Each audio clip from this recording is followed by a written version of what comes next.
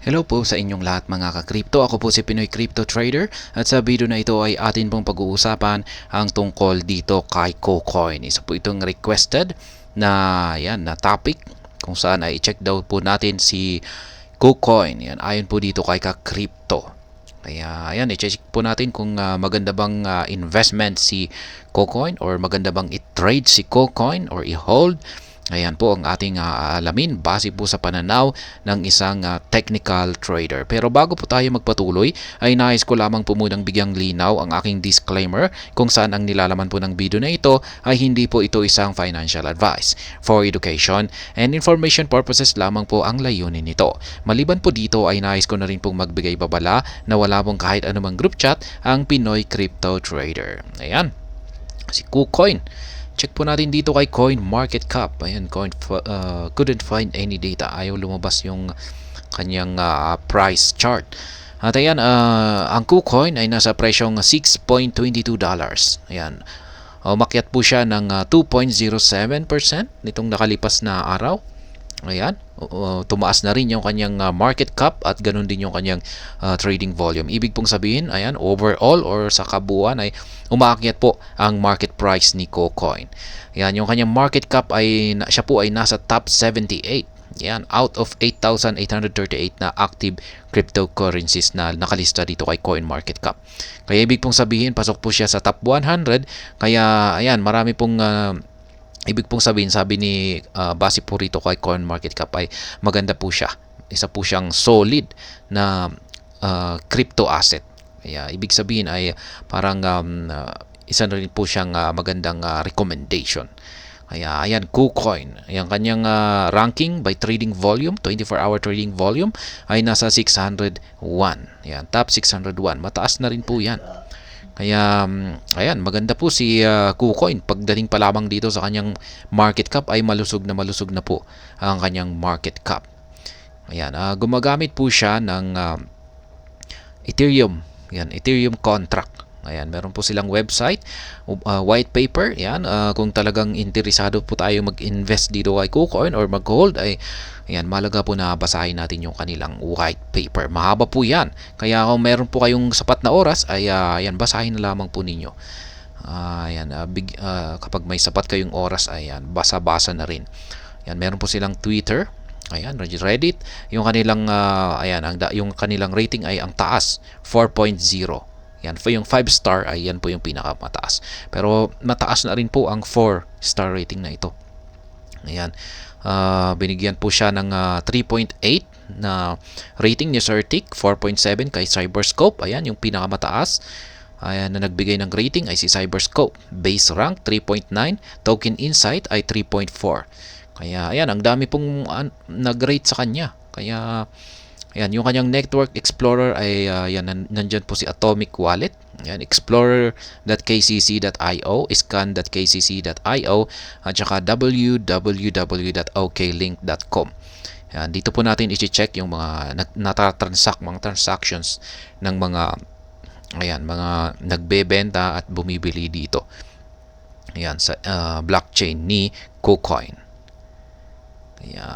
Ayan, ang KuCoin, yan yung latest news niya. Ayan, complete working and buying TAC. Yan, crypto prices today. Ayan, kay Bitcoin naman po yan. Ayan, ano nga ba ang KuCoin? Ayan, KCS. Yan, ito po ang native token ng KuCoin which was launched in 2017. Yan, nailabas noong taong 2017 pa ito. Isa po itong profit sharing na token kung saan ang mga traders ay pwede po nilang i-draw yung value mula sa exchange na ito. Kaya yan, profit sharing, maganda po ito. Kaya pala maraming nagka-interest dito kasi isa siyang profit sharing. Yung kinikita ni KuCoin ay pinaghahati-hatian ng lahat. Yan, ng lahat ng mga nandito. Yan. It was issued as an ERC20 token running on the Ethereum network and was supported by most Ethereum wallets. Yan. Yun nga lang siya at siya ay ERC22 token. Problema kasi dito ang mahal ng kanyang transaction fee, yung kanyang gas fee pagdating dito sa Ethereum network. And the total supply of KCS was set at 200 million and there is a planned buyback and burn until 100 million KCS remain. Yan, sooner or later, the KuCoin decentralized trading solution goes live. KCS will be the native asset of KuCoin's decentralized financial services as well as the governance token of KuCoin community in the future. KuCoin has also announced that empowering KCS will be a key priority of KuCoin and will build KCS as a killer product rather than a simple token, which is bound to further diversify the benefits that KCS holders can access. Ayan, ang ganda po rito. Yung talagang nagbe-benefits po rito ay yung mga nag-hold ng KuCoin. Ayan, ayan, ang ganda talaga ng kanilang profit sharing dito. In the long run, KCS performs as the key for the entire KuCoin ecosystem. With the development of DEX and KuCoin, KuChain, KCS will also be underlying fuel and general token for future KuCoin decentralized products. More details will be likely released in the near future. Ayan, ang ganda po ng KuCoin, KCS. Ayan, saan ba ginagamit yung KCS? Ayan, besides being paid out as a dividends, yan, binabayad po yan parang bilang interest, yan, bilang pambayad sa dividends. Yan, sa mga hinuhold natin na token. Ayan, ay ginagamit rin po ito bilang isang utility. Yan, it is used to pay for trading fees on the KuCoin exchange, allowing users to enjoy discounts up to 80%. Parang yung BNB na rin po ni Binance. Kung meron kang KCS, yan, at nagtitrade ka dito kay KuCoin Exchange, ay ayan, meron kang discount na ayan, ang laki, umaabot ng 80%. The use case of KCS also includes participation in the token sale on KuCoin Spotlight as well as lock drop, burning drop on the Pool X platform. But this is not all as KCS tokens also serve a series of other purposes on the platform. For instance, KCS holders can become KuCoin VIPs and users no longer need to have a huge BTC trading volume to unlock the reduced maker and taker fees. KCS can also be used as a payment method for shopping, making hotel reservations, buying gaming equipment, and more. Ayan, ang dami pong gamit ng KCS. Ayan, kaya kung pag gumagamit ka po ng KuCoin Exchange, ay ayan, maganda po na mag-hold ng KCS kasi marami kang makukuhang benefits bilang trader dito kay KuCoin Exchange. Maliban pa dyan ay hindi lamang sa kanilang exchange yung benefits na magagamit mo dito kay KCS. Isa na rin po itong pwede na rin po natin gamitin ito na pambayad sa mga shopping. Yan, mga hotel reservations at mga produktong gaming equipment at marami pang iba. Kaya habang mas lalong sumisikat or nagkakaroon ng tuloy-tuloy na development ang KCS or ang KuCoin token, ay ayan na nga, mas lalong dumarami ang use cases nito or ang gamit nito. Kaya ayan, ang dami po, ang ganda po ng sa kabuuan, masasabi kong napakaganda ng KuCoin token. Ito po yung kanilang website. Ayan, buy crypto, ayan, market. Isa pong crypto exchange itong si KuCoin. Kaya parang Binance na rin. Ayan, meron din po silang earn dito. Parang KuCoin earn. Pero kung merong Binance earn, ay meron din pong KuCoin earn. Ayan, KuCoin earn. Ayan, may savings po sila. Staking, promotions, ayan, KCS bonus. Ayan, meron pa silang mga, ayan, kung ano, check na lamang po natin ito kung interesado po tayo dito kay KuCoin. Ayan, Web3, ayan, meron po silang Web3 NFTs, wallets, at saka KCC. Ayan, ito po yung mga institutionals at marami pang iba. Ayan, isa pong sikat kasi na crypto exchange itong si KuCoin. Ayan, magandang gamitin na rin ito sa pagti-trade. Ayan, halos kakompetensya po ito ni Binance. Ayan, mga top crypto exchange. Ayan, naglalabanan sa pinaka-the best na mag-provide ng pinaka-the best na platform. Kaya, ayan, mukhang ayan nga, KuCoin.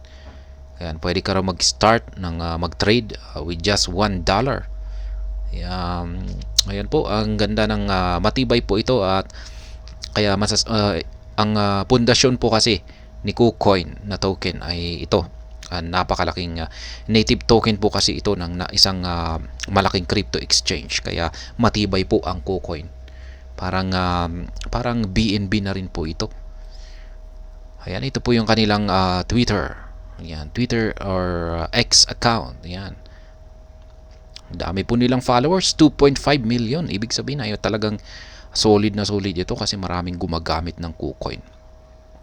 Ayan. KuCoin Proof of Reserves. Ayan po yung kanilang Proof of Reserves dito. Yan, parang SAFU fund. Yan. Ito po yung latest na tweet nila rito or post. Atom Network X KuCoin. Ayan. Ayan, napaka-active ng kanilang Twitter. Kaya ang dami nilang dinalabas na announcement. Kaya kung pag gumagamit po tayo ng KuCoin Exchange, ay check po natin ito. Yan, araw-araw kasi mukhang baka magbibigay sila ng mga bonus. Yan, magagandang bonus, mga giveaways. Ay, ayan, ng libre. Kaya, ayan, check naman po natin yung kanyang trading chart. Ayan po yung kanyang trading chart. Ayan, nung una ay lumabas ito, nag-pump. Pero talagang normal lamang po yan na ganyan po talaga yung madalas na nagiging reaction ng isang token kung pagbagong labas. Magpa-pump tapos magde-dump. Tapos kita po natin rito na ito po ay nag-consolidate. Medyo matagal po siyang nag-consolidate. Ayan, nag-sideways lamang siya. Mula noong, kailan ba to? Mga August 2018. Nag-consolidate siya hanggang dito. Ayan, mga January 2021. At dito siya biglang sumabog. Ayan, umakyat po siya ng napakabilis. Ayan, bull market po kasi yan. 2021. Ayan, at umakyat po siya. At ayan, dito na po siya nag-umpisang bumagsak. Mga November 2021 na rin po. Ayan, tuloy-tuloy po itong bumagsak at ayan. Ngayon ay sinusubukan po nitong umakyat ulit. Kaya ayan, masasabi kong maganda po ang KuCoin, ang KCS. Ayan, may solid na foundation naman po siya. Maganda po siyang i-trade. Ayan, maganda rin po siyang i-hold. Ayan, dapat ay katulad din po nila BNB.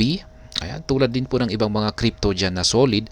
Ay, ayan, timingan lamang po natin na buy low at saka sell high. Pero ayan, masasabi kong maganda po ito. Lalong-lalo na kung gumagamit tayo ng ginagamit natin mismo yung kanilang crypto exchange na KuCoin. Habang nag-hold tayo ng KuCoin na token ay ayan, may nakukuha po tayong reward. Ayan, dividends. Kaya passive income po yan.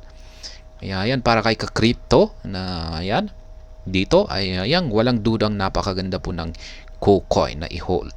At ayan, hanggang dito na lamang po tayo sa video na ito. Sana po ay inyong nagustuhan ang aking paliwanag dito. Kung inyo po itong nagustuhan ay pakiclick lamang po ang like button ito. Para naman po sa mga bago lamang dito, kayo po ay aking inaanyayahan para mag-subscribe. Pakiclick na rin po ang bell icon nito dahil ito po ang siyang magsisilbing notification nito sa mga bago kong videos na akin pong ina-upload sa aking YouTube channel na ito. Marami pong salamat sa panonood. Ingat po tayo lagi at God bless po sa ating lahat.